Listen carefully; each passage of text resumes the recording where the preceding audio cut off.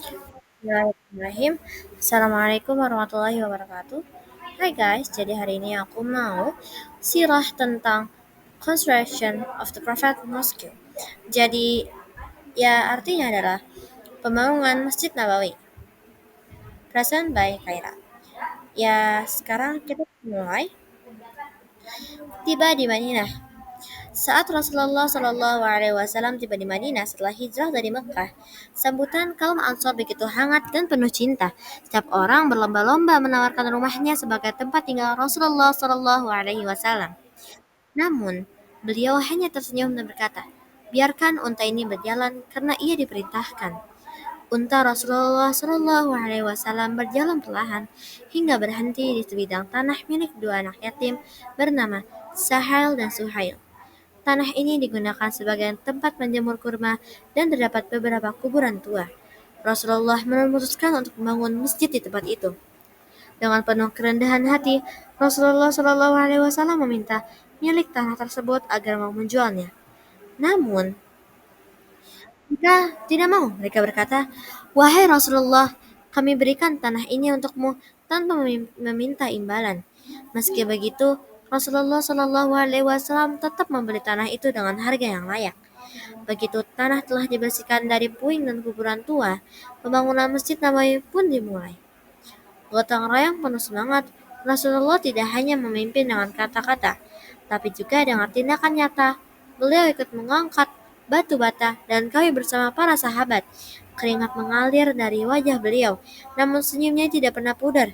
Para sahabat pun bersemangat melihat contoh dari kekasih Allah itu. Di tengah kerja keras, Rasulullah Shallallahu Alaihi Wasallam melanjutkan syair, Ya Allah, tiada kehidupan selain kehidupan akhirah, maka ampunilah kaum Ansor dan Muhajirin. Masjid Nabawi. Para sahabat menjawab dengan syair lain, mengikuti ritme kerja mereka. Suasana penuh kebersamaan dan ukhuwah Islamiyah terasa begitu kuat. Masjid Nabawi tegak berdiri. Setelah berhari-hari bekerja keras, akhirnya Masjid Nabawi pun selesai dibangun. Masjid itu sederhana, dengan dinding-dinding dari batu bata tanah liat, atap dari pelepah kurma, dan tiang-tiang dari batang kurma. Lantainya berupa tanah pasir. Awalnya kiblat menghadapi Baitul Maqdis Yerusalem, namun setelah turun wahyu, kiblat dipindahkan ke arah Ka'bah di Makkah. Pusat kehidupan manusia. Masjid Nabawi adalah pusat kehidupan manusia atau umat. Masjid ini bukan hanya tempat sholat atau juga tempat musyawarah, pendidikan, dan pertemuan umat.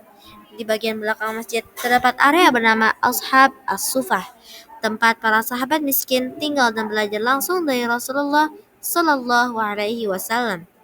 Suasana di Masjid Nabawi selalu hangat dan penuh makna. Rasulullah Sallallahu Alaihi Wasallam mengajarkan ilmu, menasihati umat, dan menumbuhkan semangat persaudaraan. Pesan indah dari pembangunan Masjid Nabawi adalah pembangunan masjid ini mengajarkan kita tentang semangat gotong royong bersama-sama membangun rumah Allah dengan cinta dan kerja keras. Teladan memimpin Rasulullah Shallallahu Alaihi Wasallam selalu turun tangan langsung dan tidak hanya memerintah.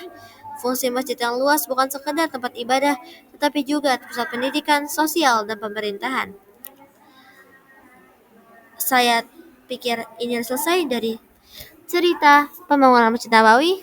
Terima kasih telah menonton dan mendengarkan dan menyimak dengan baik dan sabar. Jika ada kesalahan itu dari saya sendiri atau dari syaitan, dari jika ada kebenaran itu dari Allah Subhanahu wa taala. Wabillahi taufiq wal hidayah. Wassalamualaikum warahmatullahi wabarakatuh.